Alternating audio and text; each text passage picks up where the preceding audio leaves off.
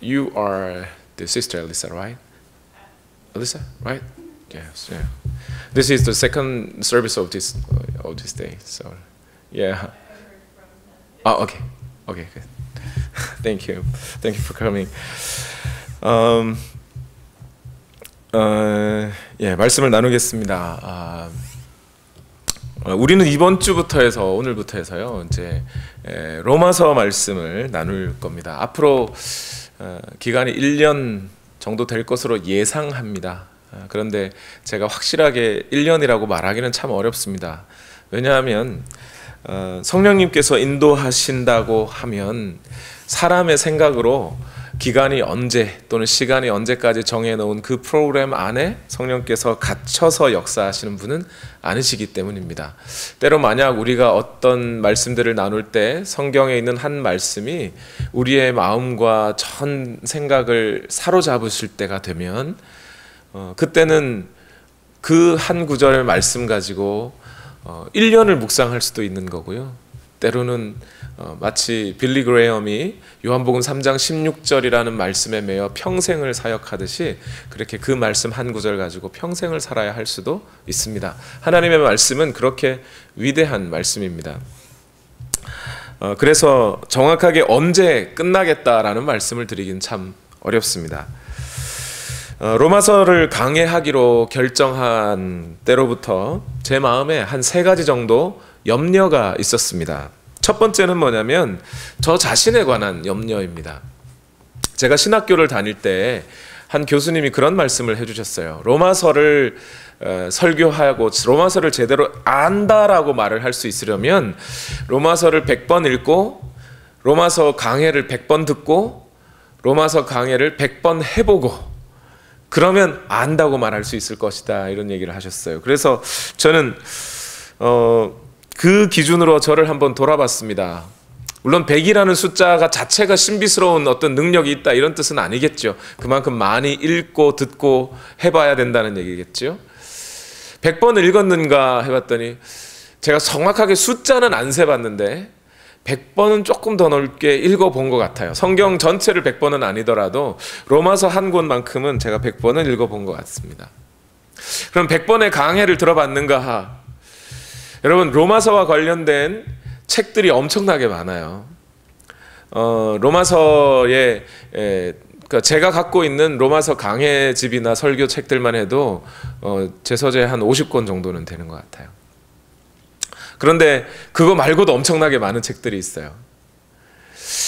로마서에 관련된 설교를 100번 들었느냐, 한 구절 한 구절 단편적으로는 들었을지 몰라도 로마서 전체를 설교한 강해를 100번을 들은 것 같지는 않아요, 제 생각에.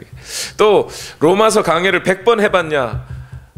성경 공부 때는 여러 번 해봤지만 강해 설교를 지금 처음 한다니까요. 그러면 저 자신이 너무 부족하지 않는가. 그렇게 능력 있고 위대한 설교자들이 벌써 그 많은 강해들을 해놨는데 그런 설교들에 흠집 내는 것은 아닐까. 복음의 영광을 제대로 드러내지 못하면 어떡하나 하는 그런 염려가 좀 생겼습니다. 그러나 이런 염려는 곧장 사라졌습니다. 왜냐하면 비록 부족하지만 목사가 뭐 해야 되는 사람이냐 생각해 봤더니 답이 금방 나오더라고요. 여러분, 목사 뭐 하는 사람들입니까? 목사 교회라는 비즈니스를 운영하는 사람들인가요? 수도원의 수도승들처럼 경건을 갈고 닦아야 할 사람들인가요? 정치나 사회에 참여하여 정치 사회 운동을 하는 사람들인가요? 도시에 있으나 시골에 있으나 사람이 많은 곳에 있으나 적은 곳에 있으나 그 교회가 한국에 있으나 미국에 있으나 변함없이 목사가 해야 할 일은 하나님의 말씀, 복음을 선포하고 가르치는 일을 해야 하는 겁니다. 그거 하라고 목사라고 이름을 붙여준 것 아닙니까? 그렇다면 그 복음이 가장 잘 위대하게 나타나 있는 로마서의 말씀을 전한다는 것은 목사로서는 가장 해야 할 만한 영예로운 일이 아니겠습니까? 부족하지만 그런 부족한 모습을 안고서라도 복음을 선포하는 것이 목사가 해야 할 일이라면 로마서를 강해하는 것은 반드시 해야 할 일이라는 생각이 들어 첫 번째 염려는 사라졌습니다. 두 번째 염려는 어떤 거였냐면 성도 여러분들에 관한 것이었는데요. 우리 교회는 비교적 성경 공부를 많이 하는 편입니다. 그리고 그 성경 공부반 안에 로마서 반이 있습니다. 혹시나 로마서 반에 참여하셨던 분들이 로마서를 또 설교한다고? 그러면 기대감도 사라지고 들었던 얘기 또 듣는 것 같은 그런 생각을 하시지는 않을까 하는 그런 염려가 생겼습니다. 그런데 이 염려도 금세 사라지더군요. 왜냐하면 아마 제 믿음 속에는 로마서 반에 한번 들어오셔서 로마서의 성경 공부를 하셨던 분들이 오히려 로마서를 설교한다고 하면 더 반기실 것이라고 제가 믿기 때문입니다.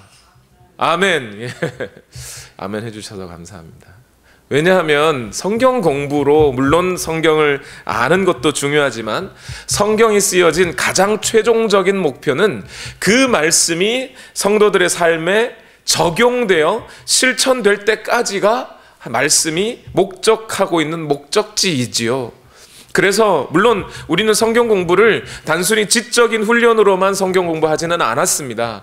그럼에도 불구하고 하나님의 말씀인 이상 그 말씀이 예배의 환경 가운데 설교라는 방식으로 선포되어져서 성도들은 그것을 듣고 그 말씀과 내 삶이 일치하지 않을 경우 나를 바꿔가고 회개하고 다시 하나님 앞에 서는 이 모든 과정이 설교로 이루어진다고 하는 것을 믿을 때에 로마서의 말씀은 반드시 설교되어져야 한다는 것이죠.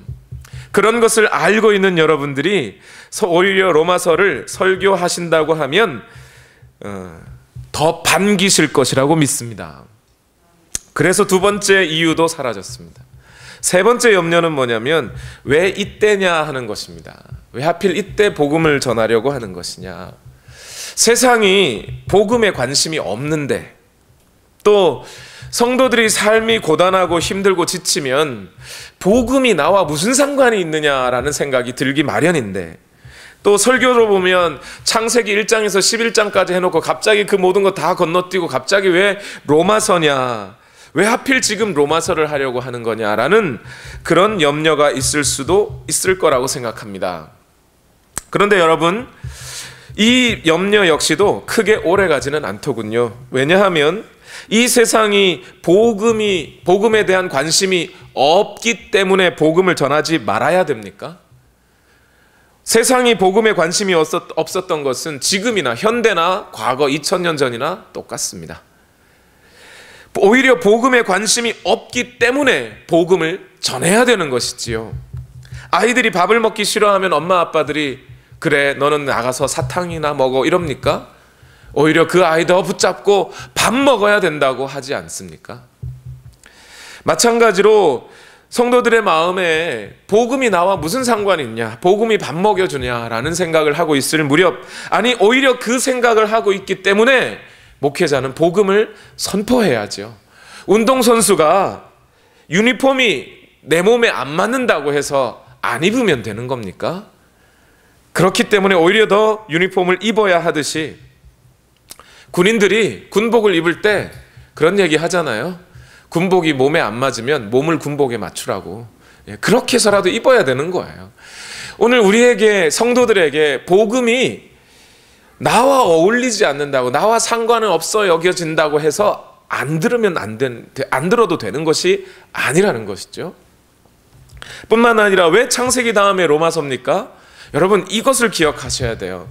오늘날 눈에 보이는 역사, 객관적이라고 말하는 우리 눈에 보이는 역사와 현실들은 사람들은 그것만 알고 살아갑니다. 그런데 성경은 눈에 보이는 그 역사 이면에 또 오늘날 현실에서 사람들이 갖고 있는 그 모든 문제의 근원이 담겨 있는데 그 문제의 근원이 무엇이냐? 그것은 하나님이 천지를 창조하실 때에 고귀하게 만들어 놓은 인간들이 하나님의 뜻에 거역하고 자기의 이름을 내기 위하여 거인 문화를 만들어내고 그렇게 하는 과정에서 하나님과 갈라졌고 하나님의 저주를 받았고 심판이 임하였고 그러한 모든 과정 속에서 인간의 문제들이 속속속 드러나기 시작한 것이라는 것을 성경이 말해 주었죠. 그것이 창세기 1장에서 11장까지의 말씀들이었습니다. 그러면 이제 하나님께서는 그 인간의 문제, 죄와 죽음의 문제를 어떻게 해결해 가실 것이냐, 그것이 구원의 문제 아닙니까? 그것을 이야기해 주는 것이 바로 로마서예요. 그러니 창세기 1장 11장까지의 말씀을 들은 우리는 이제 곧 로마서로 가서 하나님께서 오늘 우리를 어떻게 그 죄와 죽음에서 우리를 구원하시는가를 듣는 것은 매우 자연스럽고 적절한 것이 되겠죠. 이처럼 창세기와 로마서가 연결되어 있어요. 그래서 바울은 자주 로마서 말씀 속에 창세기를 인용하고 있어요. 뿐만 아니라 이 로마서는 다시 요한계시록에까지 연결되어 있습니다. 그래서 창세기와 로마서와 요한계시록이 함께 뚫리기 시작하면 성경 전체의 맥이 뚫린다고 봐도 과언이 아니에요.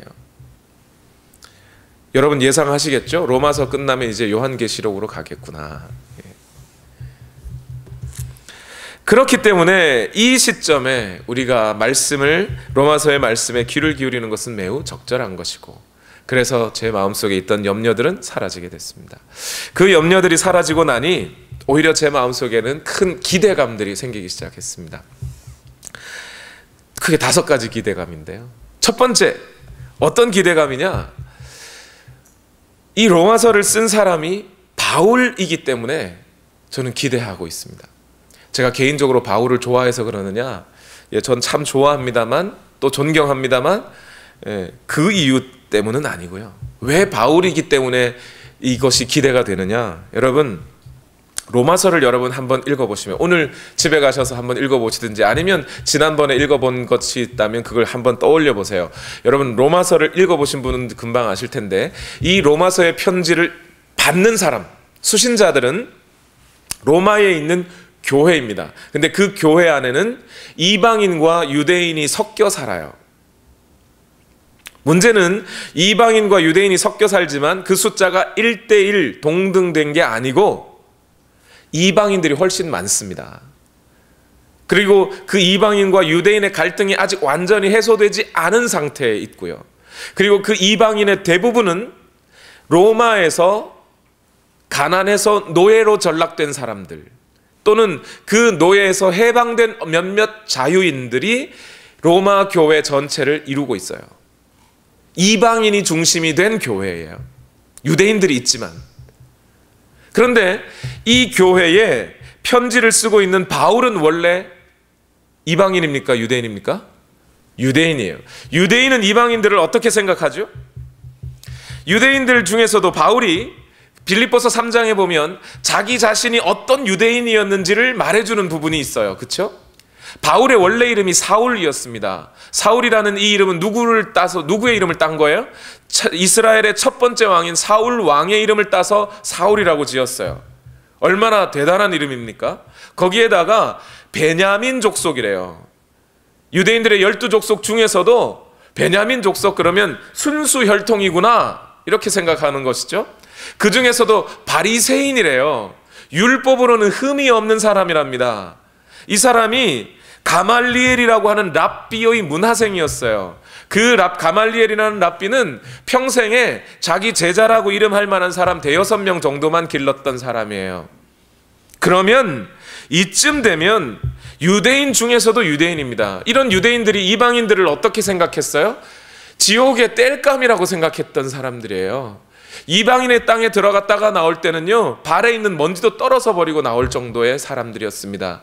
저는 1980년도에 초등학교를 다녀서 저는 분명히 기억합니다. 한국이 그 당시에 일본 사람들을 아주 싫어했습니다. 혐한 정도를 넘어서 극일 정도가 됐었어요, 여러분. 그때 일본 사람들 그러면 스포츠 하다가 만나도 다른 놈들을, 죄송합니다, 그때 그랬다고요. 제가 놈들이라고 하는 게 아니고 다른 사람들한테는 저 놈들도 아니었어요 그땐. 그죠? 저 놈들한테는 우리가 지면 안 돼 이러면서 막 했던, 1980년도인가 81년도 세계 야구 선수권 대회에서 일본 이기고 그냥 서울 완전 떠들썩했어요. 2002년 월드컵 저리 가라였습니다. 저 아직 기억합니다. 그런데 한국 사람이 일본 사람들을 그렇게 미워하는 그 이상으로 유대인들은 이방인들을 미워했단 말이죠. 그런데 그런 바울이 이방인이 주축이 되어 있는 교회에다가 하나님의 복음의 편지를 보내고 있단 말이에요. 이건 보통 문제가 아닌 거예요, 지금. 이러한 상황을 봤을 때 분명히 바울은 유대인으로 태어났음에도 불구하고 로마에 있는 교회에다 편지를 보낸다고 할 정도라면 이것은 분명히 바울의 인생 가운데 뭔가 큰 변화가 일어났기 때문이라는 거죠. 그렇지 않고서야 이런 일들이 어떻게 있겠습니까? 그 변화가 어떻게 일어났어요? 바울이 바리새인들과 대제사장들로부터 권한을 위임받아서, 그 젊은 바울이 얼마나 기세등등했으면 말이죠, 그가 다메섹이라고 하는 곳에서 예수님을 믿는다고, 예수 그리스도를 믿는다고 하는 사람들의 무리를, 그 얼마 되지 않는 무리를 잡아 가두기 위하여 가는 도중에 누구를 만나요? 예수 그리스도, 부활하신 예수님을 만나요. 그리고 그 부활하신 예수를 만나고 그 예수님이 바울에게 뭐라고 해줘요? 내가 너를 이방인을 위하여 복음 전하는 자로 세운 너는 나의 그릇이다 라는 말씀을 받아요. 그리고 그가 아라비아로 들어가서 거기서 구약 성경을 연구하면서, 이분이야말로, 이 그리스도야말로 구약 성경에 예언되었던 바로 그 메시아로구나, 그걸 알게 된 거죠. 그러면서 결국 그 복음을 들고 바울 자신이 변화된, 인생 자체가 완전히 변화된, 그 예수 그리스도를 만난 그 경험으로 말미암아 완전히 변화된 그 복음을 가지고 이제 이방인의 사도가 되어 복음을 전하고 있는 거라는 거죠. 그렇게 예수 그리스도를 만났기 때문에 로마서 속에는 복음을 뭐라고 설명하냐면, 복음은 what이 아니라 who의 문제라고 얘기하는 거예요. 예수 그리스도에 관한 것이라고 얘기하는 겁니다. 그렇게 자기 자신을 변화시켰던 복음, 그 복음을 고스란히 로마서에다가 써서 로마 교회에다가 전하고 있는 거예요. 그러니 이 바울이 로마서를 썼다는 것이 얼마나 기대가 되는 일인지 몰라요, 저는. 두 번째, 저는 기대할 것이 있는데 그것은 바울의 성장 과정 때문에 그렇습니다. 바울이라고 하는 사람이 분명 유대인으로 태어났습니다. 유대인 부모님 아래서 태어났다는 얘기예요. 그런데 태어난 곳은 다소라는 자리입니다. 다소. 그리고 이 바울이 복음을 전할 때, 특히 빌립보에 갔을 때 감옥에 갇히죠. 치안관들이 허락도 없이, 어떤 재판도 없이 바울을 감옥에 가두고 두들겨 패요. 그리고 거기서 감옥에서 나오면서 바울이 이런 얘기를 합니다. 나는 나면서부터 로마 시민권을 가진 사람이다. 유대인이기도 하지만 로마 시민권을 가진 사람이라는 거예요. 로마 시민권을 가졌다는 것이 얼마나 큰 힘인지 아십니까? 지금도 저기 전쟁들이 있는 그런 소용돌이가 있는 그런 지역에 가면 여러 사람들이 모여가지고 우리 구출해달라고, 살려달라고 그래요. 미군 헬기가 쫙 날아와가지고 다 구해줍니까? 안 구해줘요. 시민권 손드세요. 영주권 안 받아줍니다. 시민권 손드세요. 시민권만 받아줘. 시민권이 그런 힘이 있는 거죠, 그죠? 지금도 그런데, 지금도 세계화되었다는 세상도 이런데 2000년 전 로마가 전 세계를 지배하고 있을 그 당시 로마의 시민권을 갖고 있다는 것이 얼마나 큰 능력이었겠습니까? 바울은 그렇게 로마 시민권을 가진 사람으로 태어났어요. 그리고 그 로마의 시민권을 가지고 다소라는 곳에서 살았습니다. 거기서 자라났어요. 이 다소라는 곳은 어디예요? 그 당시 로마 제국 안에 로마 도시 말고, 로마 행정 중심지였던 로마 말고 또 다른 문화의 중심지가 세 곳이 있었어요. 하나는 그리스 아테네, 또 하나는 북아프리카의 알렉산드리아, 그리고 하나는 소아시아에 있는 이 다소라는 곳입니다. 이 다소와 알렉산드리아는 학자들의 의견에 따르면 둘 다 거의 비등비등할 정도로 그 당시 문화의 중심지였다고 그래요. 바울은 아마 이곳에서 헬라의 문화들, 또 시, 문학들을 공부한 것 같습니다. 뿐만 아니라 그의 지식이 얼마나 출중했던지 헬라의 철학자들의 이야기들을 인용할 수 있을 정도의 어느 정도 언변과 학식을 갖췄습니다. 이 바울이 아테네에 가서 복음 전한 내용을 봐도 그래요. 얼마나 위대한 학식을 가졌는지 몰라요. 그런데 그가 이 다소에서 자랐다는 것이 왜 우리가 기대할 일이냐면, 바울은 그 이방인들에게도 자기 자신이 빚진 자라고 얘기를 합니다. 유대인은 유대인에게, 이방인은 이방인에게 나는 빚진 자입니다. 어떤 점에서요? 복음을 전해야 한다는 점에서 나는 빚진 자입니다. 이 바울이 다메섹 도상에서 얼마나 유능했으면 다메섹으로 가는 권한을 제사장들이 그에게 줬겠습니까? 그 젊은 바울에게. 그런데 그 바울이 가던 중에 예수 그리스도를 만나고 나니 이 복음은 과연 이방인에게도 전해져야 하는 것이구나.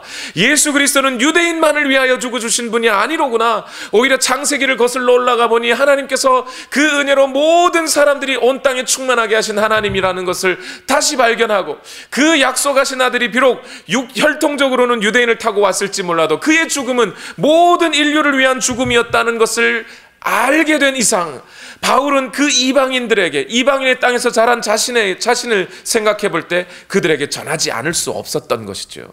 뿐만 아니라 바울이 이방인을 위한 사도였다는 것을 생각해 보면, 하나님의 관점에서 하나님은 바울이 태어나기 전부터 바울을 예정하시고 그 학식 있고 능력 있는 자를 이방인의 땅에서 자라게 하시어서 다시 그 땅으로 파송하기 위해 하나님은 준비시키고 계셨다는 것이죠.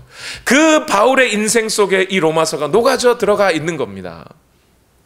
여러분, 그 당시 유대인들은 복음을 전하는 자들을 향하여 뭐라고 얘기했냐면, 그 복음 가짜요. 왜? 그 복음은 하나님의 말씀과 같지 않고 또한 구약 성경의 가르침과는 모순이 되며 그래서 사람이 만들어낸 것에 불과하다라고 알려줬어요.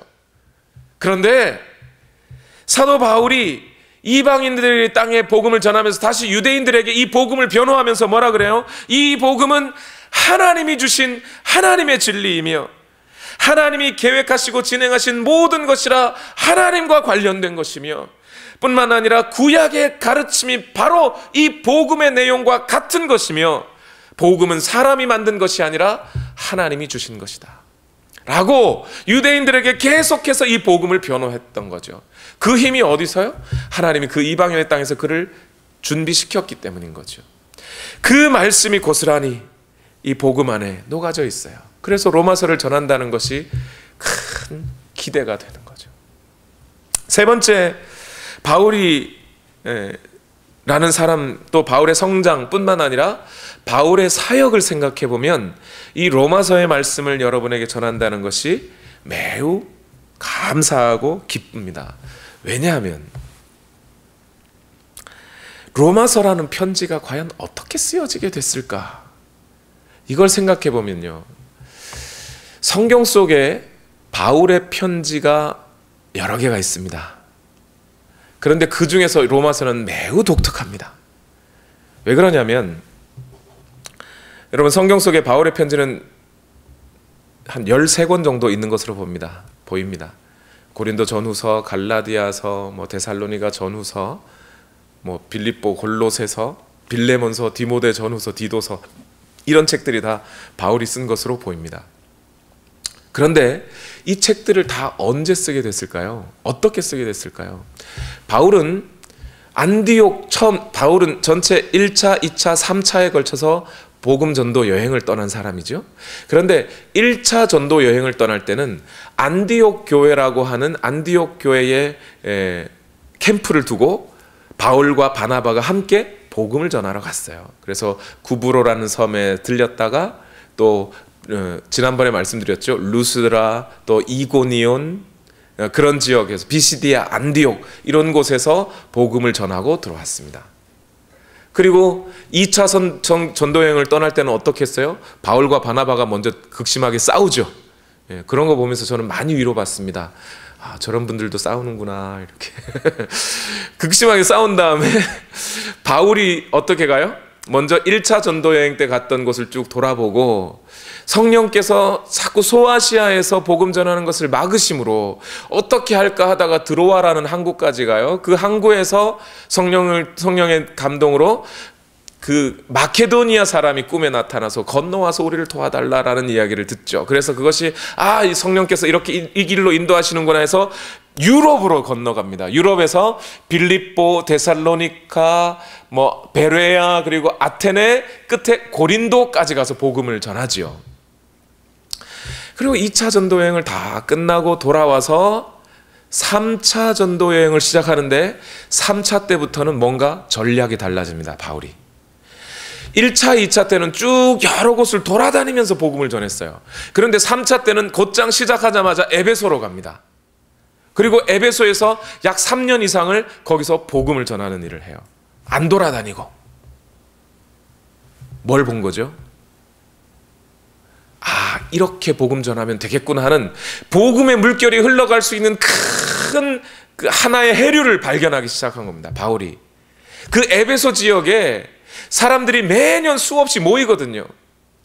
아, 그러니까 어디 가지 말고 여기서 전하면 되는 거였구나를 발견하는 거예요. 2차 전도여행 끝나고 가다가 에베소 잠시 들렸거든요. 거기서 발견한 거예요. 그래서 곧장 3차 시작하면서 에베소에서 복음을 전합니다.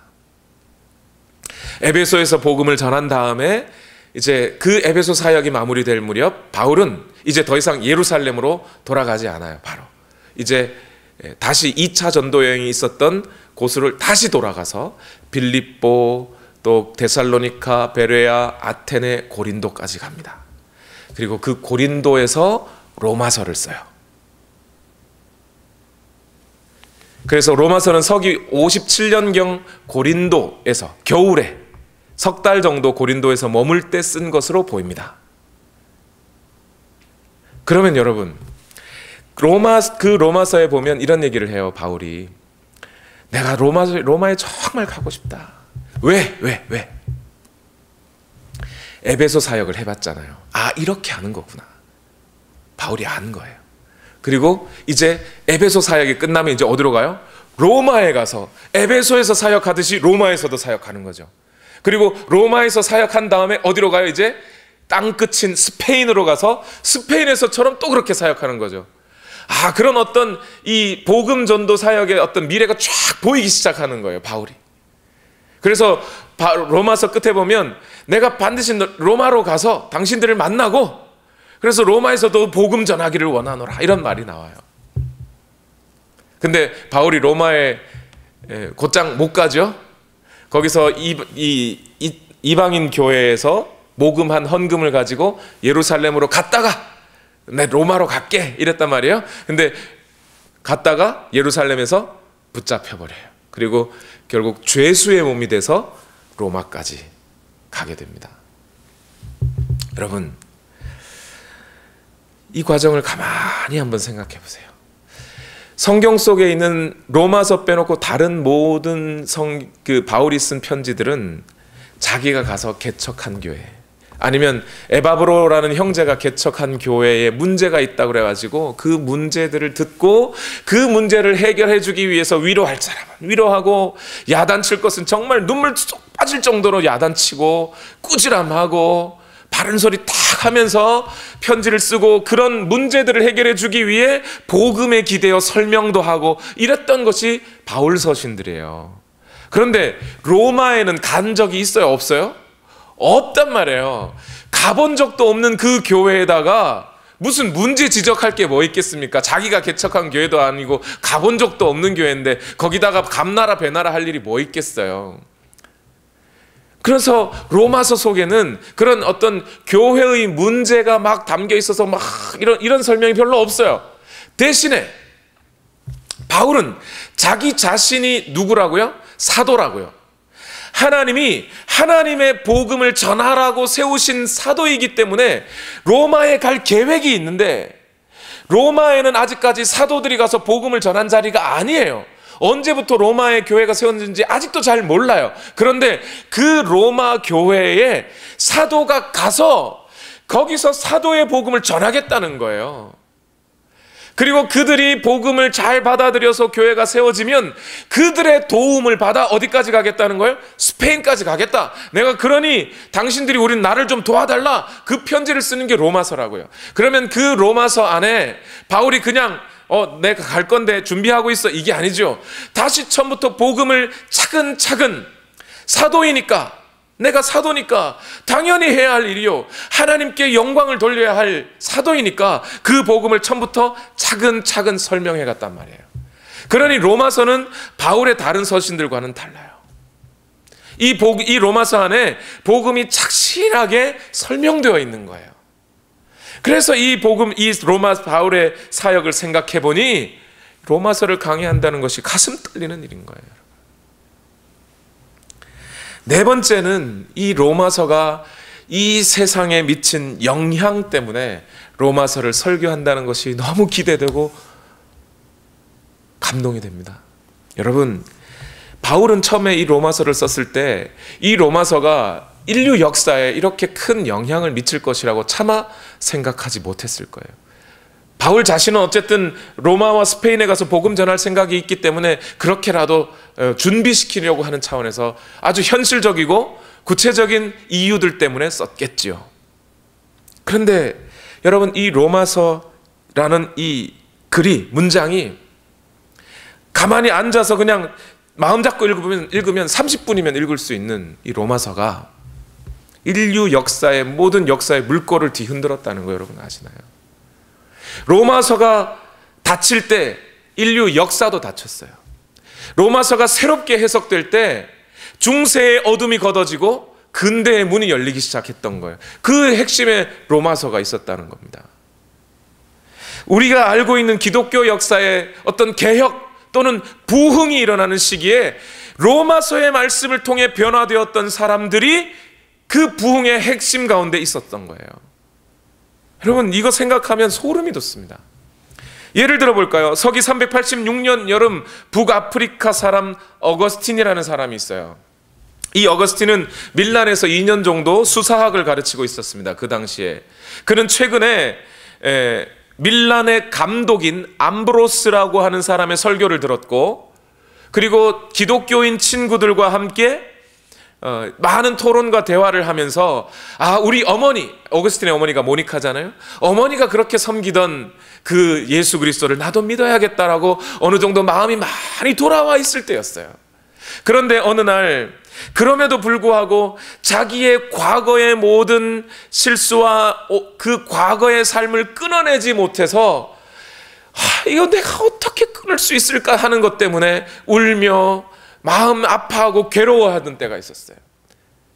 그날 친구 집에, 알리피우스라고 하는 친구의 집에 있었는데, 그날 그렇게 눈물을 흘리면서 어떻게 내가 그 과거의 그 부도덕하고 비윤리적인 삶들을 끊어낼 수 있을까, 내 힘으로 안 되니 어떻게 하면 좋을까 고민하고 있을 그 무렵에 친구의 집 옆집 어디선가에서 들리는 아이들의 노랫소리가 들립니다. 톨레 레게 톨레 레게. 영어로 옮기면 take up and read, take up and read, 이런 소리가 들리는 거예요. 이게 무슨 말이지? 뭘 들고 읽으라고? 그런데 역사가들의 이야기에 의하면 이 어거스틴이 그 당시에 그 아이들의 노랫소리가 마치 하나님이 자기에게 주시는 어떤 사명과도 같이 들렸대요. 그래서 눈에 보이는 대로 스크롤이죠. 책이 아닐 테니까 잡고 읽기 시작했습니다. 그것이 로마서의 편지예요. 그 로마서 중에서도 로마서 13장 12절에 14절 말씀입니다. 다 같이 한번 읽어볼까요? 밤이 깊고 낮이 가까이 왔습니다. 그러므로 우리는 어둠의 행실을 벗어버리고 빛의 갑옷을 입읍시다. 낮에 행동하듯이 단정하게 행합시다. 호사한 연애와 술 취함, 음행과 방탕, 싸움과 시기에 빠지지 맙시다. 주 예수 그리스도로 옷을 입으십시오. 정욕을 채우려고 육신의 일을 꾀하지 마십시오. 이 말씀에 어거스틴의 마음이 콱 쏟치기 시작하는 겁니다. 그리고 발견한 거죠. 내 힘으로 나의 과거의 삶을 끊을 수 있는 것은 아니구나. 오직 예수 그리스도로 옷 입는 것이, 오직 빛의 갑옷을 입는 것이 나의 과거의 삶을 버릴 수 있는 방식이구나. 하나님의 은혜를 더 입는 것일 수밖에 없구나 하는 것을 발견하게 되는 거예요. 이 어거스틴의 회심이 어떻게 인류 역사를 바꿨는지 아세요? 여러분, 그 당시 어거스틴이 회심할 당시에 교회에는 펠라기우스라고 하는 이단이 득세를 하고 있었어요. 펠라기우스라는 사람이 교사가 막 전파하고, 교회에서 막 전파하고 다니기를 뭐라고 전파하고 다녔냐면, 성경이 인간을 타락했다고 말하는데 이 타락은 완전한 타락은 아니다, 이렇게 얘기를 했어요. 토털리 타락한 것은 아니다. 그래서 인간의 의지 속에는 하나님을 발견할 만한 지식이 있다. 인간은 자기의 선택과 의지와 노력으로 선을 행할 수 있다라고 가르쳤어요. 그러다 보니까 선을 행할 수 있으니 이 사람은 뭘 강조하겠습니까? 도덕과 행위를 강조하는 거예요. 자꾸 도덕적으로 선하고 윤리적인 선한 행위를 자꾸 살아서 하나님으로부터 의롭다고 인정을 받으라고 가르치는 거예요. 어거스틴이 들어보니까 이건 말이 아니죠. 왜 아닐까요? 자기 자신도 과거에 그 자신의 잘못들을 어떻게든 벗어버리려고, 잘못된 옛날 삶을 벗어버리려고 하는데 인간의 노력으로는 안 되는 것을 어떻게든 명석한 두뇌를 가지고 선을 택해보려고 했는데 내가 선이라고 택한 그 모든 것이 악이었다는 것을 알고 있는 어거스틴은 펠라기우스의 말이 가짜로 들리기 시작한 거예요. 어거스틴이 제안을 합니다. 펠라기우스의 말이 이상합니다. 그리고 그는 계속해서 어거스틴이 로마서의 말씀을 가르쳤어요. 만약 펠라기우스의 말이 맞다면 여러분, 예수 그리스도가 뭐하러 죽어주셔야 됩니까? 인간이 선을 행할 수 있는 능력이 있고 그 노력과 힘과 행위로 하나님으로부터 의롭다고 인정받을 수 있다면 예수님이 왜 죽어야 돼요? 예수님이 안 죽으셔도 인간이 노력하면 되는 것 아닙니까? 하나님이 뭐하러 은혜를 베풀어 주셔요? 인간을 그냥 두들겨 패면서 야 선한 행동을 해 그럼 될 것을 뭐하러 은혜를 베푸시겠습니까? 결국 이 히포라는 도시에서 로마서를 계속 설교하며 강해하며 펠라기우스와 대적했던 어거스틴에 의해서 교회는 복음을 지켜내게 되었고, 오늘날 많은 신학자들의 판단은 뭐냐면 그 당시 어거스틴이 펠라기우스를 막아내주지 않았다면 교회는 인류 역사에서 사라졌을 것이다 라고 얘기합니다. 왜요? 펠라기우스의 말을 따르면 교회와 다른 종교는 차이가 없어요. 다른 종교들도 열심히 수련해서 부처될 수 있다고 말해주지 않습니까? 다른 종교에서도 열심히 네가 수련하면 너 안에 신적인 불꽃이 있기 때문에 너도 신이 될 수 있다고 가르쳐주지 않습니까?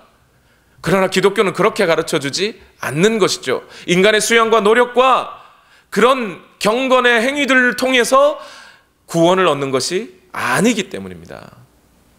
그래서 교회는 어거스틴 때문에 지금도 살아있는 것과 마찬가지예요. 로마서의 말씀이 그렇게 영향을 미치는 거예요. 뿐만 아니라 전 세계 역사에 영향을 미친 또 하나의 사건이 마틴 루터 때에 일어났던 것이죠.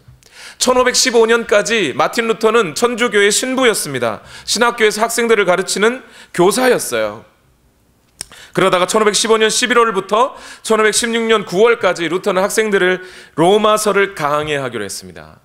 그리고 그 로마서를 강해하면서 루터는 매일매일 이 로마서와 씨름을 했고, 드디어 로마서 안에서 복음의 핵심, 곧 justification by faith, 믿음으로 말미암아 의롭다고 인정함을 받는다는 것을 알게 됐어요. 이 진리가 루터의 마음에 그 전 존재를 사로잡기 시작했고 그의 삶에 엄청난 변화가 일어나기 시작합니다.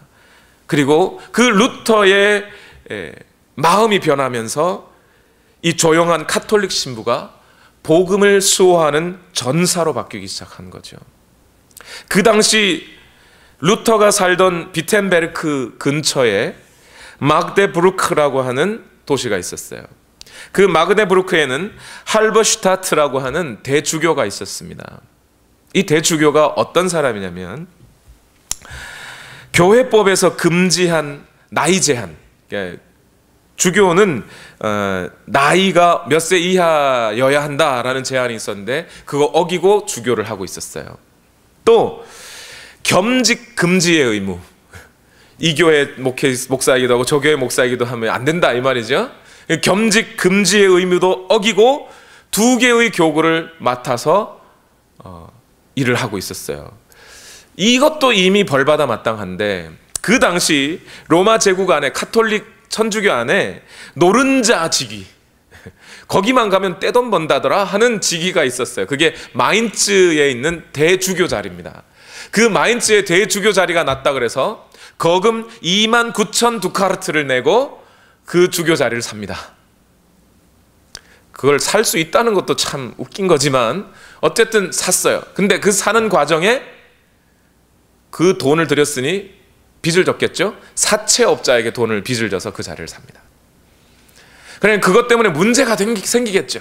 그래서 천주교 안에서는 테첼이라고 하는 수도사를 파견해서 이 문제를 해결하게 해줘요. 그런데 이 테첼 수도사는 또 어떤 사람이냐? 자기도 돈도 좀 벌고 그렇게 하기 위해서 사람들에게 가짜 뉴스를 퍼뜨립니다. 지금 베드로의 유골이 무덤이 파헤쳐져서 베드로의 유골이 지금 바람에 날려 사라지게 생겼습니다. 이걸 가만히 내버려 두고 있으면 되겠습니까? 만약 베드로의 유골이 저렇게 돌아다니고 있으면 여러분의 조상들도 지옥에서 고통을 받을 것이며 우리들도 이 땅에서 고통을 당할 수밖에 없습니다. 하나님이 벌 줘서. 가짜 뉴스예요, 가짜 뉴스. 그러면서 얘기한 거죠. 내가 이제 면죄부를 판매할 테니 이 면죄부를 사서 돈을 내십시오. 그러면 우리가 그 돈으로 베드로의 무덤을 다시 정돈해 놓겠습니다. 이 면죄부를 사시는 분들은 성모 마리아를 강간해도 죄 용서를 받을 것입니다. 여러분들이 오늘 면죄부를 사는 그 동전 소리가 험금함에 땡그랑하고 떨어질 때 여러분의 아버지, 죽은 아버지들도 그 연옥에서 영원히 고통당하고 있다면 천국으로 올라갈 것입니다. 이렇게 가르쳤어요. 완전 미신이죠. 여기다가 면죄부뿐만 아니라 옆에다가 성물도 팔았어요. 성물. 이 성물을 왜 파는 거냐면 뭐 컵이나 뭐 이런 거, 촛대 같은 거 파는 거죠. 그거 왜 파는 거예요? 사람들이 자기한테 귀신 쓰이면 안 되잖아요. 그죠? 귀신 들리면 또 병 나고 뭐 이런다고 생각하는 거죠. 그리고 농사도 잘 안 되고. 그러니까 여러분 이 성물을 사가지고 가시고 집에 보관하고 계시면 귀신이 다 떠나갑니다. 병이 다 떠나갑니다. 농사 잘 될 겁니다 하면서 농부들의 돈까지 다 긁어모은 거예요. 이게 뭐죠 대체? 성직 매매에, 금전 만능에, 성직의 세습에 교리를 왜곡하고, 특히 면죄부를 사는 행위, 그리고 면죄부를 산다는 것은 선행을 한다는 거잖아요. 베드로의 무덤까지 다시 정돈해 준다니까 그런 선행을 하면 그 선행으로 말미암아 영원히 지옥에서 천국 간다고 하는, 행위로 구원을 얻는다라고 하는 잘못된 교리들을 막 가르치고 있었단 말이죠. 그러니 루터가 이 모습을 보고 가만히 있을 수가 없는 거예요. 하나님의 말씀 속에는 그러한 행위로 말미암아 구원을 얻는다는 얘기가 일절 없이 오직 믿음으로 말미암아 구원을 얻는다, 솔라 피데 라는 말을 하기 시작한 거죠. 그래서 95개조의 반박문을 비텐베르크 성당에다가 갖다 붙여놓고 종교개혁의 기치를 열어가기 시작한 겁니다. 그때부터 중세의 어둠들이 사라지고 인류 역사는 근대라는 물꼬를 트기 시작한 거예요. 그뿐만이 아니에요. 여러분, 성경 다음으로 가장 많이 읽혔다고 하는 철로 역정은 존 버년이 썼죠. 그 존 버년이 바로 루터가 쓴 로마서 주석을 읽으면서 회개했어요. 존 웨슬리라고 하는 사람이 1738년 런던의 알더스게이트가를 다니면서 그가 루터가 써줬던 로마서 주석을 누군가가 읽는 것을 들으면서 갑자기 마음이 뜨거워지는 것을 느꼈다는 거예요. 그리고 거기서부터 회개하였던 존 웨슬리를 통해 영국의 대각성운동이 일어났고 그때 감리교회가 일어난 것 아닌가요? 로마서의 복음을 읽고 더 이상 영국 국교회와는 함께 살 수 없다는 것을 알았던, 신앙의 자유를 부르짖던 그 청교도들이 메이플라워호를 타고 미국으로 건너와서 세운 나라가 미국 아닙니까? 이렇게 로마서라고 하는 이 성경은 인류의 역사를 그렇게 바꿔갔던 거예요. 로마서가 한 사람 한 사람의 영혼을 회개시키고 그들을 새롭게 변화시키고 나니 그들을 통하여 인류의 역사가 바뀌어가는 거예요. 이것이 로마서에 가장 담겨있는 오늘 역사 가운데 제가 기대할 수밖에 없는 이유가 되는 겁니다. 무엇보다 제가 감격하는 이유는 마지막 이유가 바로 여기에 있는 거예요. 그 바울을 변화시켰던 복음, 어거스틴과 루터를 변화시켰던 그 복음이 로마서 속에 쭉 흘러내려오고 있고, 그렇게 한 사람 한 사람 바꿨고 인류의 역사를 바꿨다면, 제가 오늘 그 로마서의 말씀을 어그러뜨리지만 않는다면, 온전히 하나님의 말씀을 오늘 저와 여러분의 삶에 선포하기만 한다면, 우리 속에 그런 잘못되었던 어둠의 생각들이 물러갈 줄로 믿습니다. 그렇게 어둠의 생각들이 물러가고 오늘 우리가 살아있는 영혼으로 하나님을 만나 진정한 회개의 역사를 일어날 때 오늘 우리 교회 가운데 하나님의 진정한 부흥이 일어날 줄로 믿습니다. 그 기대감 속에 저는 이렇게 복음을 부르짖는 거예요. 오늘 복음이라는 것이 무엇인가요? 로마서 1장 16절을 다 같이 한번 읽어봅시다. 다 같이 시작. 나는 복음을 부끄러워하지 않습니다. 이 복음은 유대 사람을 비롯하여 그리스 사람에게 이르기까지 모든 믿는 사람을 구원하는 무엇이라고요? 하나님의 능력입니다. 뭐가요? 복음이 능력입니다. 제가 능력이 아니고, 제가 무슨 병 고치는 은사가 있고, 제가 무슨 죽은 자를 살리는 능력이 있어서가 아니라, 오늘 제 입술 가운데 복음이 담겨 있다면 그 복음이 여러분의 마음을, 심령을 변화시킬 것이고, 그 복음이 하나님의 능력으로 여러분 가운데 임할 때에 오늘 행여나 구원받지 못한 자들이 있다면 그 인생의 구원이 얻으실 것이며, 이 세상 가운데 하나님의 나라가 임하는 일들이 오게 될 것이라는 겁니다. 그 큰 부흥이 오늘 우리에게 있을 것이라는 걸 저는 믿기 때문에 기대와 감동 속에 로마서의 말씀을 전하려고 하는 거예요. 그런 동일한 마음 가지고 하나님, 오늘 우리 가운데 진정한 부흥이 일어나게 하여 주옵소서. 진정한 회개와 회심이 일어나게 하여 주옵소서. 하나님의 사람들이 준비되게 하여 주시옵소서. 교회가 교회되게, 예배가 예배되게 하여 주시옵소서. 그 마음 가지고 저와 여러분이 함께 이 말씀을 나누자는 거예요. 그 속에 하나님의 역사가 분명하게 일어나게 될 줄로 믿습니다. 우리 다 같이 함께 기도하시겠습니다. 오늘 이 시간 함께 기도하실 때에 주여, 오늘 우리와 함께 하여 주시고, 하나님의 말씀이 하나님의 말씀으로 오늘 우리에게 받아들여질 때에 하나님 오늘 우리를 인도하여 주시고, 그 복음의 역사가 오늘 내 심령 가운데, 내 가정 가운데, 오늘 우리가 사는 이 지역 사회 가운데 복음을 인한 진정한 부흥과 회개의 역사가 일어나게 하여 주시옵소서. 우리 시간 다 같이 함께 기도하시겠습니다. 살아계신 하나님, 오늘도 역사하여 주셔서 이 말씀이 오늘 우리 심령을 변화시키게 하여 주시옵소서. 새롭게 하여 주시옵소서. 하나님의 은혜로 채워지게 하여 주시옵소서. 하나님의 말씀으로 채워지게 하여 주시옵소서. 하나님 역사하여 주시기를 원하오니 주의 말씀으로 오늘도 우리를 채워주시기를 원합니다. 하나님, 진정한 부흥의 역사가, 하나님의 은혜의 역사가 일어나게 하여 주옵소서. 하나님, 오늘 우리 교회 가운데 이 부흥이 있기를 원합니다. 하나님, 우리의 심령 가운데 주의 복음이 심겨질 때에 바울과 같은 변화가 있을 줄로 믿습니다.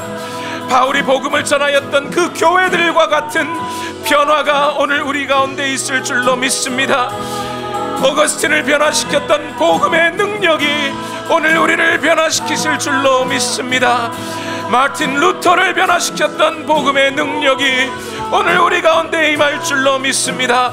주여, 이 복음의 말씀이 오늘 우리 가운데 임하게 하여 주시옵소서. 하나님의 은혜와 능력이 오늘 우리 가운데 선포되기를 원합니다. 주여, 이 복음이 오늘 우리 안에 있기를 원하오니 살아계신 하나님 역사하여 주시고 주의 영으로 오늘 우리를 붙들어 주시옵소서.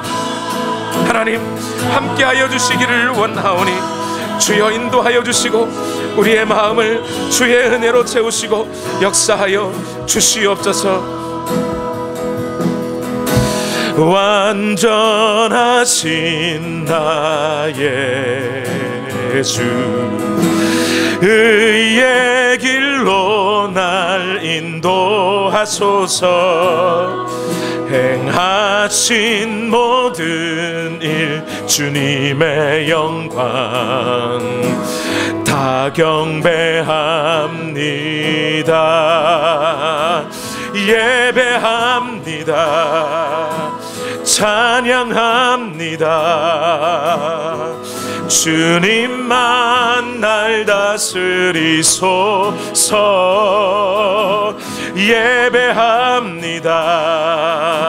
찬양합니다. 주님 홀로 높임 받으소서. 예배합니다.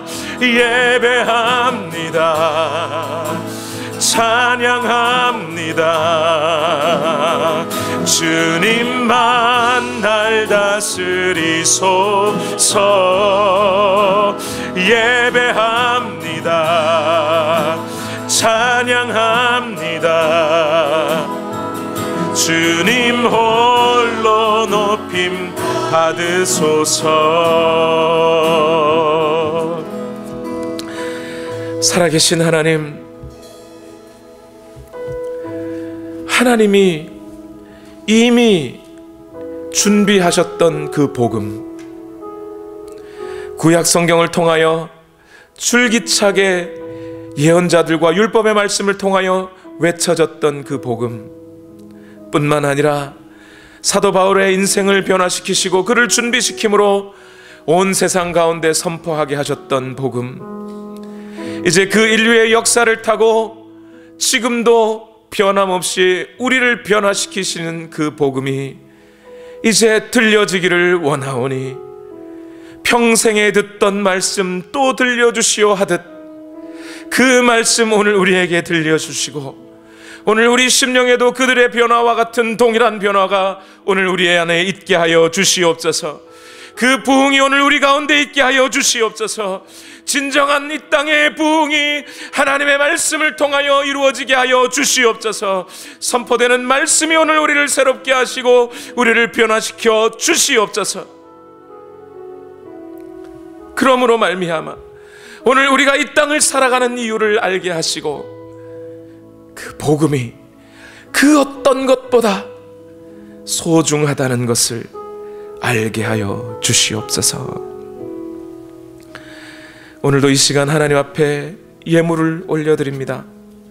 너희는 먼저 그의 나라와 그의 의를 구하라 하신 말씀대로 하나님의 나라와 하나님의 그 의가 복음을 통하여 오늘 우리 삶에 선포되고 이루어지기를 원하며 예물을 올려드리오니 이 모든 것이 너희에게 더할 것이다 약속하셨던 우리 주님의 약속의 말씀 또한 예물 올려드리는 우리 모든 성도들의 삶 위에 임하게 하여 주시옵소서.